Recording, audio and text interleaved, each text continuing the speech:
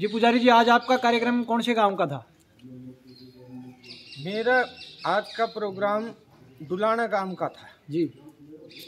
और डुलाना से मैं प्रोग्राम करके अब सुरजनवास में रूपदास महाराज के चरणों में खड़ा होके ये बाइट दे रहा हूँ।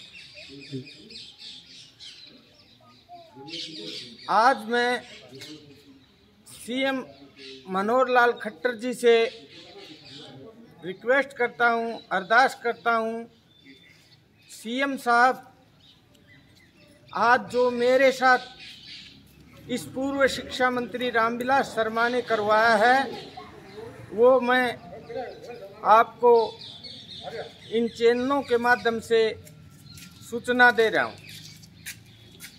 जैसे ही मैं डुलाना गांव में गया, गांव के सरपंच ने सब व्यवस्था करवाई और सार्वजनिक जगह मंदिर में मेरा रहने का स्थान नियुक्त किया। कुछ गांव के बुजुर्ग लोग आए, चाय पानी किया और हम वहाँ आराम से रुके। एक मोटरसाइकिल पे 2 लड़के आए। आते ही कोई बात नहीं, कोई चीत नहीं, और बोले मेरे 5 लाख रुपए तू कब देगा? अरे मैं को भला आदमी क्या का 5 लाख, उसकी मेरे पास रिकॉर्डिंग भी है। मैं खुद तेरो मेरे कोई लेनू नहीं देनू नहीं, तो मेरे को सीधे ही बोले अब तने उरे भी पिटांगा और तू सभा में चाल, तने सभा में भी पिटांगा। मैं बोले रे उरे पीट ले, मैं तो थारा गांव में याचक फरियादी बन के आयो सूं और फरियाद कर रहे हो सूं, तू उरे पीट ले और तू सभा में पीट लिए। तो ऐसी धमकी दे करके और वो वहां से चले गए। तो सभा में गांव का सरपंच आ गया और मौजूद आदमी थे, तो उनके सामने वो न आकर के जैसे ही परमजीत सरपंच साहब ने मेरे को कहा, दादा मैं तो आज मारे के लगन आ रहे हो वहां जाऊं सू और आप आराम से रुको। मगर सरपंच साहब आप लोग जा रहे हो और यहाँ का माहौल थोड़ा सा मुझे अच्छा नहीं लग रहा, ये शरारती तत्व आए थे, मैंने उनको अवगत करा दिया था सबके सामने जी। तो सरपंच साहब उधर से निकले हैं। मैं सभा करके जैसे ही सुरजनवास की तरफ चलने लगा तो मेरे पीछे पीछे पत्रकारों की गाड़ियां थी। किशन पत्रकार तो निकल गया था और प्रदीप कौशिक की गाड़ी में वो 2 पत्रकार थे।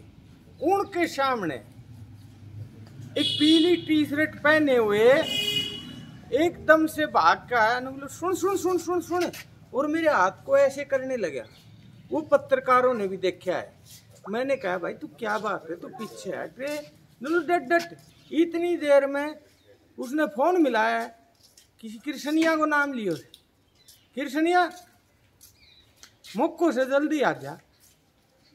तो वह 5-7 आदमी वाटर सप्लाई के ग्राउंड में वो एकत्रित हुए खड़े थे। तो प्रदीप कौशिक जी ने मेरे को ये कहा, शर्मा जी यहाँ का माहौल हमने कैच तो कर लिया है पर खराब है, आप कुछ दूर गाड़ी में बैठ लो। प्रदीप जी ने मेरे को गाड़ी में बिठा के और नहर के पास उतार दिया। मगर भाई मैं जाऊं तो अगले गांव में पैदल ही। तो आज इस आदमी ने इतनी बड़ी घटना करवाई है, वो तो कैमरा चालू नहीं था, गांव के लोग निकल चुके थे सभा में से और ये अटैक करने पे उतारू थे।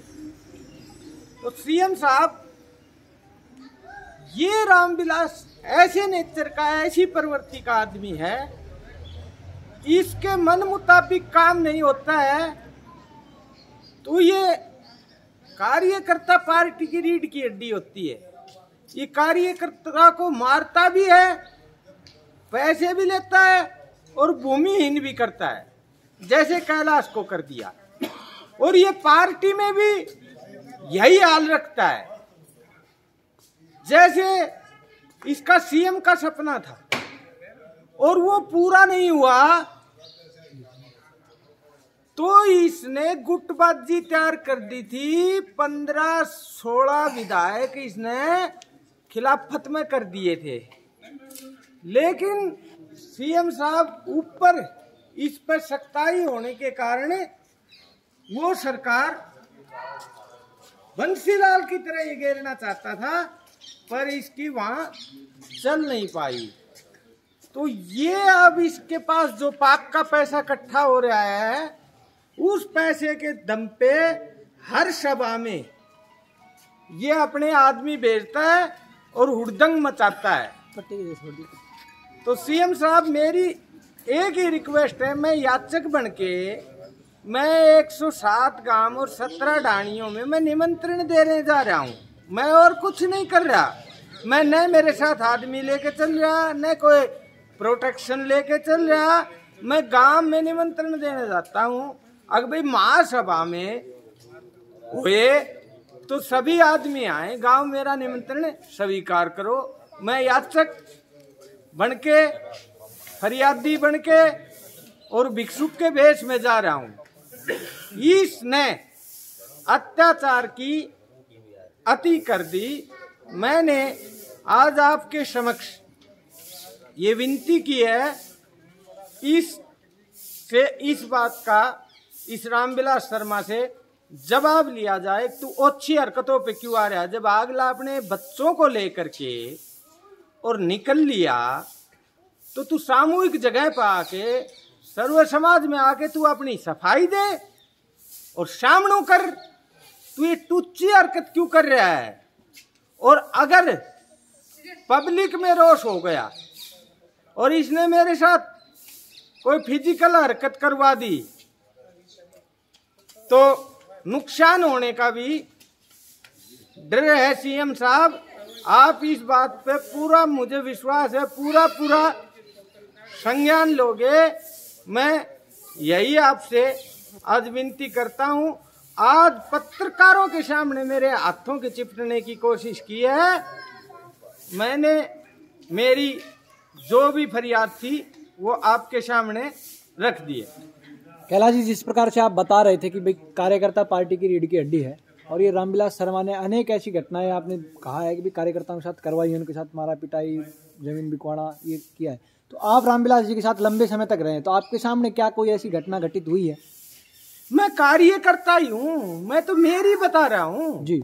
आगे ये छानने के कार्यकर्ता को इसने चूस के धोखे भगा दिया, अपनी मजबूरियां दिखा करके, मीठा बोल के, परिवार का सदस्य बना के। और मेरी अच्छी भली इंडस्ट्री चल रही थी श्री कैलाशपति, आज मैं इसने रोड पे ला दिया, भूमिहीन कर दिया।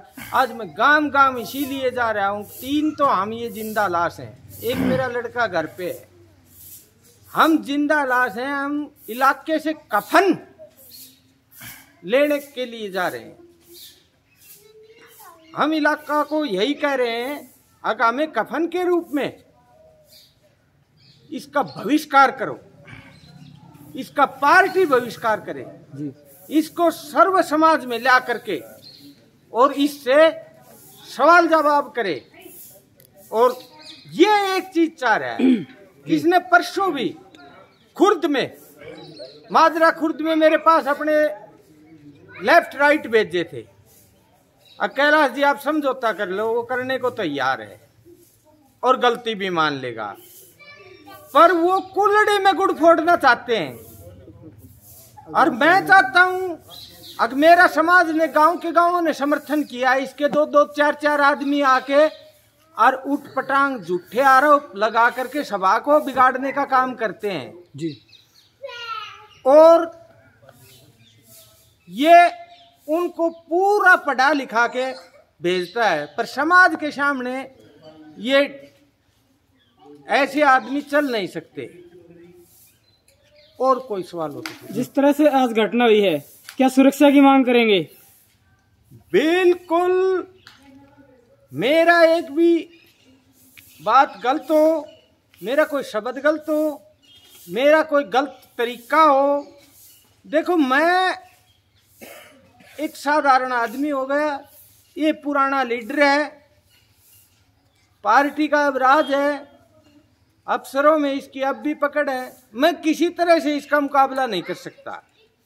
मैंने एक ही उचित सोचा, या तो भगवान की अदालत, और भगवान की अदालत के बाद जनता की अदालत होती है, तो पहले जनता की अदालत में दूध का दूध पानी का पानी होके और पूरा समाज फिर निर्णय लेगा, फैसला लेगा कौन सही है कौन गलत है, और समाज के फैसले के बाद फिर इस पर कानून कार्रवाई करेंगे। अगर कोई घटना हो जाती है तो इसका जिम्मेवार कौन रहेगा? इसका जिम्मेवार रामविलास शर्मा पूर्व शिक्षा मंत्री और उसका बेटा गौतम।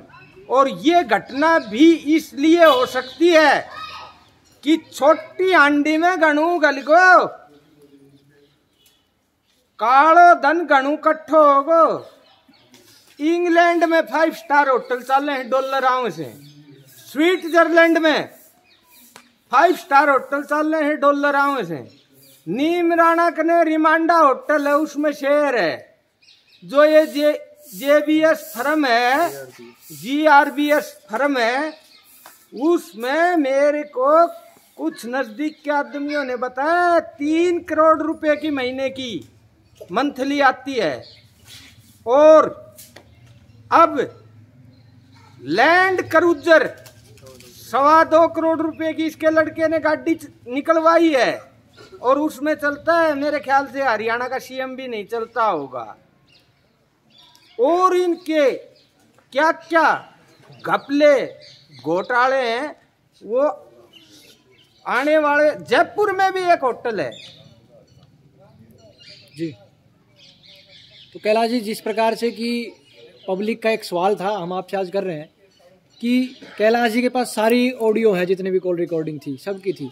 एक आपने एक बात कही कि भी गौतम शर्मा से आपने बात की, तब वो कह रहा है कि क्या कैलाश जी आप मेरे को धमकी दे रहे हो क्या वो रिकॉर्डिंग आप पब्लिक के सामने सुना सकते हैं? मेरे पास उससे भी और गंभीर जी रिकॉर्डिंग है। अच्छा जी। जैसे मैंने 3 रिकॉर्डिंग पब्लिकली की थी। हाँ जी जी। जैसे हंसराज शेखावत ने एक रिकॉर्डिंग में क्लियर कह रखा है कि मेरे सामने पैसे कैलाश जी आपने दिए थे, पर उस लड़के पे इतना दबाव डाल के और उसके बयान पलटवाए। अगर मेरे पास रिकॉर्डिंग नहीं होती तो मैं झूठा हो जाता ना जी। बिल्कुल। तो मैं अब सबूतों को जब महापंचायत होगी तभी पेश करूंगा और इसके आमने सामने करूंगा। अब मैं मेरे कोई भी सबूत है ना वो ओपन नहीं कर रहा। जिस प्रकार से कि एक सवाल सभी मीडिया के साथियों का था कि आपने कहा कि भी रामविलास शर्मा ने स्पेशल अपना एक पत्रकार भेज के वो जिनको आपने कहा है तो उनकी बाइट लेके उन बातों को घुमा फिरा रहा है। कल आपने महेंद्रगढ़ में कहा था हुड्डा पार्क में कि भाई एक नारनौल के पास के पत्रकार हैं हरविंदर जी, उनके ऊपर भी एफआईआर दर्ज हुई है। तो क्या वो रामविलास जी का ही षड्यंत्र है या फिर क्या मामला है? आपका क्या कहना है उसके ऊपर? देखो ऐसा है, पूरा हरियाणा गवाह है जी। महेंद्रगढ़ में पत्रकारों पे आज तक बैन नहीं लगा है जी। जब सीएम खट्टर साहब माधोगढ़ के किले पे आए तो आप सभी पे बैन लगा दिया, अब कोई नहीं जाएगा ऊपर। उसका यही कारण था कि मेरी क्लिप वायरल हो रही थी, सीएम के सामने सवाल करेंगे पत्रकार, रुकेंगे नहीं, तो इसलिए वो बैन लगाया था। एक हरविंदर नाम का पत्रकार है जो गुड़गांव प्लस चैनल का है जी। समाचार प्लस का, वो मालड़ा गांव में आकर के उसने पूरी जनता के सामने मेरी बाइट ली थी और पूरी जनता के सामने जो जो हुआ था वो सब दिखा दिया और वो नेशनल चैनल पे चल गया। तो बहाना तो बनाया है अटेली के किसी हॉस्पिटल में किसी मरीज के पास बगैर इजाजत जाने का जी। और मेन मुद्दा ये था पूरे मीडिया पे बैन लगा रखा है, पर लेकिन महेंद्रगढ़ का ऐसा बहादुर मीडिया है जो जनता के दुख दर्द को बेबाक दिखा रहा है, इसकी परवाह न करते हुए सबको ये धमकी दे रहा है, सबको कुछ कुछ कर रहा है, तो आप सब लोगों को पता है जी। अब ये मत दिखाओ कैलाशवाड़ा पर। लेकिन मैं इन पत्रकारों को दिल से सलूट करता हूं। उनको ये पता है अभी कैलाश के पास आज पानी भी बाहर पी रहा है, मेरी चाय भी नहीं पी रहे पत्रकार, और ये अपना इतना तेल फूंक दिया और इतनी भाग दौड़ करके ये इसके इस तांडव से नहीं दबे। मैं महेंद्रगढ़ के जो पत्रकार हैं वो मेहनत कर रहे हैं, उन सब का मैं तहे दिल से धन्यवाद करता हूँ। जी, जिस प्रकार से कि पत्रकार का काम होता है कि पक्ष विपक्ष दोनों दिखाना, तो आपने जो पीछे कहा कि एक पत्रकार को स्पेशल भेज रहा है, तो क्या ये आपका कहना उचित है? देखो वो जनता ने देखा है और पूरी जनता के कमेंट आ रहे हैं। जो रामचंद्र बुहाना का पत्रकार है जी। वो बिल्कुल सरासर जैसे पाली का सरपंच अमल खान, हमारा और उसका बहुत अच्छा प्यार था जी। और उसके सामने जाके ये बोला अगमल खान जी कैलाश नू कह रहा है, अगमल खान जी के सामने पैसे दिए, उसने झूठ बोला। तो झूठ बोला तो मैं मलखान जी को एकदम से ये लगा कि भाई कैलाश जी ने मेरे सामने तो पैसे नहीं दिए, जबकि मैंने ये कहा था अगर मलखान जी आप इससे बात करो और इसको और मेरे को बैठाओ। तो मलखान जी ने तो मेरे को ये कहा था दादा 2 दिन में 3 दिन में मैं आते बात करके अपना इसमें मैं बैठाऊंगा। पर मलखान जी के पास मैंने 4 फोन किए, इसने मना कर दिया होगा, उसका मेरे सामने फिर कोई उत्तर नहीं आया, इसलिए मैंने ये भगमा धारण करना पड़ा। जिस तरह से मैंने आपसे भी पहले भी एक सवाल किया था, अब फिर से वही सवाल दोहरा रहा हूँ। आज जो घटना आपके साथ घटित हुई है, क्या उसको लेकर के प्रशासन से सुरक्षा की मांग करेंगे? देखो जी, मेरे साथ सीआईडी तो हर प्रोग्राम में हर जगह जाती है जी, और सीएम साहब ने लगा रखी है और सीएम साहब डेली रिपोर्ट लेते हैं जी, तो मेरी तो रिपोर्ट जारी है। जी। कैलाश तो कोई आने की भी कोशिश करता है, उसको भी ये कह देता है अगर भाई कोई नहीं आएगा जी, मैं याचक हूँ जी, मैं फरियादी हूँ, मैं भिक्षुक के वेश में जा रहा हूँ। तो सारी सीआईडी देख रही है, जी, जी, मैं न कोई सरकार के कार्यक्रम में बाधा डालता, जी, न मैं जनता में किसी का बैर विरोध होने की कोई नौबत नहीं आने देता। मैं अकेला हूँ, इसके हर अत्याचार को झेल रहा हूँ जी, और ये अत्याचार पे अत्याचार बढ़ता। ये सोच रहा है अब ये आदमी इकट्ठा क्यों ना हो रहा दूसरी साइड का, अरियो रोड़ो क्यों ना हो रहे हो जी, पर मैं इसकी स्टाल को कामयाब नहीं होने देता। मैंने नू बेरोस मैं गांव के सरपंच से परमिशन लेके आता हूँ जी, और वहां रुकता हूँ जी, और मुझे पता है गांव राम होता है, जी, कोई जी। कितनो बड़ो डॉन और कोई कितनो बड़ो आराम बिलास वर्गो नेता हो, जी। गांव का आगे की चाल को नहीं। तो आगे का जो कार्यक्रम है उसकी क्या रूपरेखा रहेगी? रूपरेखा ये है, जब आप शादी करा सा जी, और 10 मन मिठाई बना दिया जी, और कहीं ना नोट तो ना जाऊंगा तो छड़ेगी। जी, मैं जब सर्व समाज को इकट्ठा करूंगा जी, तो मैं गांव गांव में अपील तो करके आऊंगा, जी, तो मैं गांव में जाऊंगा बताऊंगा, तभी तो गांव के मौजूद आदमी पूछेंगे। जी, ऐसे कैसे पूछ जाएंगे? मैं इतना बड़ा आदमी होगा कि फोन पे कह दी मैं सर्व समाज की मीटिंग कर रहे हो आप आ जाओ। जी, तो मैं तो पहले गांव बस्ती का मान सम्मान करके और उनके पास याचक फरियादी बन के जा रहा हूँ। कल का दौरा कौन से गांव का रहेगा? कल का दौरा ये खेड़ा, जी, कल का तो ये सूर्यधनवास का जी, जी, और परसों का खेड़ा का होगा। जी, धन्यवाद सर। धन्यवाद।